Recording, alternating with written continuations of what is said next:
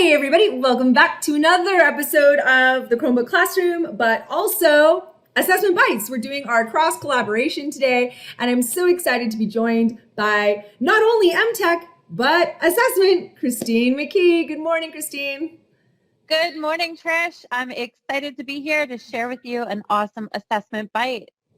Fantastic. And so today, you were taking us through the idea of feedback. Now, we hear a lot about feedback in assessment, but this is so much more than just like, good work, well done, that's great, this needs improvement. You have some ideas for us today about really what we should be focusing on when it comes to feedback for our students. Yes, Trish. In fact, we're going to be taking a look at ways that we can use Screencastify to provide students with personalized, effective video feedback. Oh, that's exciting. Now, what's really great about this is you're going to take us through the idea, though, of maybe we're saying Screencastify right now, but you've got some strategies for us when it comes to feedback, whether we are using Screencastify video, maybe I'm recording something simply, with another app or extension. But what is that I need to know about feedback before I can jump into video? Well, the first thing that we should consider is when we're talking about providing students with feedback, we're actually talking about a component of assessment for learning.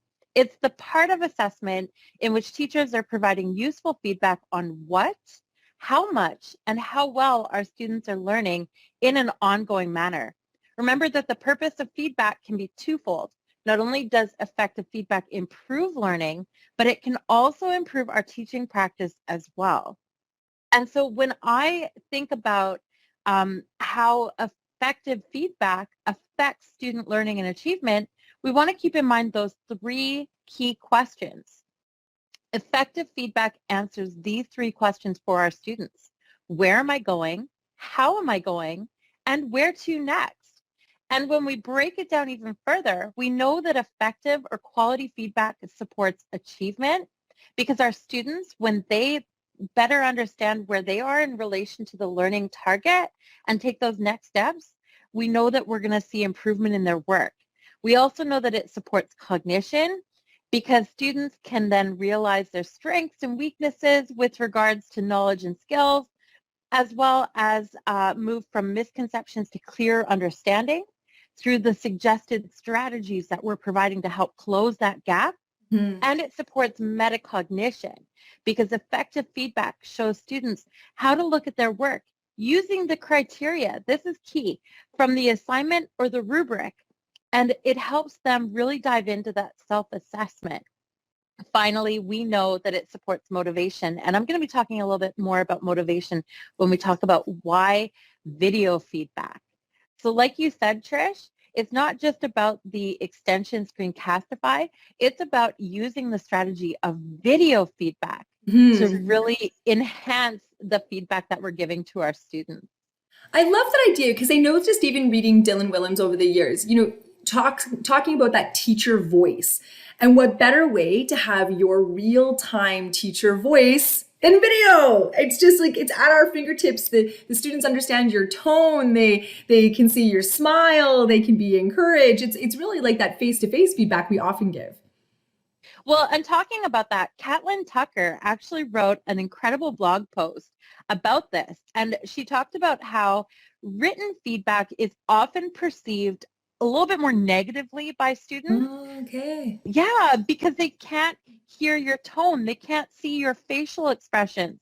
They just see the markings all over their paper.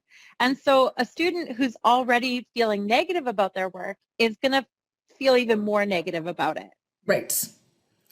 And so you've got some stuff for us. You put some things together for us to be able to do this, right? I sure have, Trish. I've put together a whole tutorial on Screencastify. So why don't we take a look? That sounds good. Let's take a closer look at how we can use the Google Chrome extension Screencastify to provide our students with effective, meaningful video feedback directly on their work.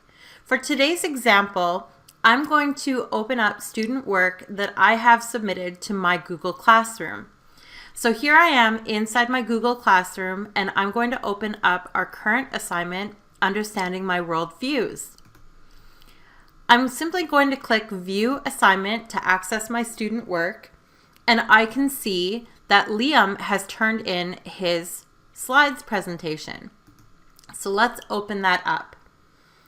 All right, now I want to provide private video feedback directly to Liam on his presentation. So I'm going to use Screencastify. Now, Screencastify is a Google Chrome extension. So the first thing you have to make sure of is that you are signed in to your Google Chrome browser with your ECSD credentials, just as I am here. Once you've signed in to Google Chrome, you should see all of your extensions in the extensions bar. Now, if you don't see the Screencastify icon, this peachy pink arrow with a video camera inside, you can simply click on the puzzle piece for all of your extensions. You can find Screencastify in the list, and you can always pin it to your extensions bar. All right, let's go ahead and launch the Screencastify recording menu. Here in the recording menu, I can see that I have a few different settings and options. Notice that I can choose what I want to record. I could select Browser tab, which would limit my recording to just this particular browser tab. This can be very useful if you have multiple browser tabs open and you don't want the students to see those other browser tabs. You can also choose Desktop, which will record your entire desktop, including your taskbar at the bottom of your screen. Or you can choose Webcam only. For this example, we're going to select Desktop. Now, the next setting I'm going to check on is my microphone. I want to make sure my microphone is on, and I have multiple microphones, so I'm going to make sure that I'm on the correct microphone. Same thing with my webcam. I want my students to be able to see me as I'm talking them through the feedback for their work. So I want to make sure that Embed Webcam is on, and I'm going to make sure that the correct webcam is selected. Once I'm ready to record, I'm simply going to click the record button. When I click the record button in Screencastify, it's going to launch my webcam, but it's also going to launch a screen asking me to choose which screen I wish to record or share. That's because in this case, I have two monitors set up. So I'm going to choose the screen I wish to share, and I'll simply click Share. And now Screencastify is going to count me down from 3 seconds to start recording my feedback, in this case to Liam. So I can continue to interact with Liam's work. Notice that I can move from slide to slide. And I can also move my webcam around to draw attention. Let's point the right way. To draw attention to particular items, in this case on the slide. So for example, I could leave some feedback for Liam about this particular slide, explaining that he has a great description. Liam, you have included many details that help explain the element of time and how it contributes to your worldview. However, remember that pictures should be personal. So they should be pictures of you that connect to what you have described, in this case for the element of time. Now, as I'm giving my feedback, I want to draw your attention. Let's move the camera down. I want to draw your attention to the toolbar below, the Screencastify toolbar. Currently, I am on mouse pointer, but I can switch into pen mode and I can change the color, and I can actually use digital ink and highlight or draw attention to specific features that I'm giving feedback on. I can always go back, and I can also add shapes. So I could put a square, for example, or a rectangle around this particular image, and we could talk about what does this have to do with your personal explanation. Let's just clear the screen. Let's go back. I can also use stickers. Stickers can also be used to add that positive reinforcement. All right, once I'm finished recording my video feedback, I can either hit stop to end the recording here in the Screencastify toolbar, or I can go back up to the Screencastify icon in my extensions bar.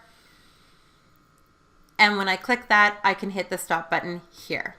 Notice that I can preview my video. One thing that I want to point out is that I cannot add more to my video at this point. So if I forgot to mention something, I'm going to have to either redo the video or create another Screencastify video. But once the video has been uploaded to my drive, this will happen automatically. I can now copy the share link, and it's automatically copied to my clipboard. And now I can go back to my student's work, and here in private comments, I can simply press Control V and paste that link in. Obviously, I could provide a little bit more detail so that they know to watch the video, and I'll go ahead and hit post.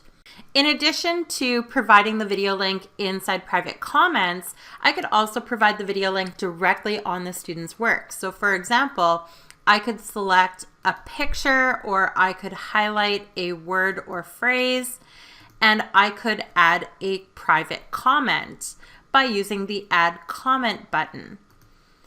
And then I could go ahead and press Control V and paste that link here, and I could go ahead and press Comment to post that comment directly to Liam.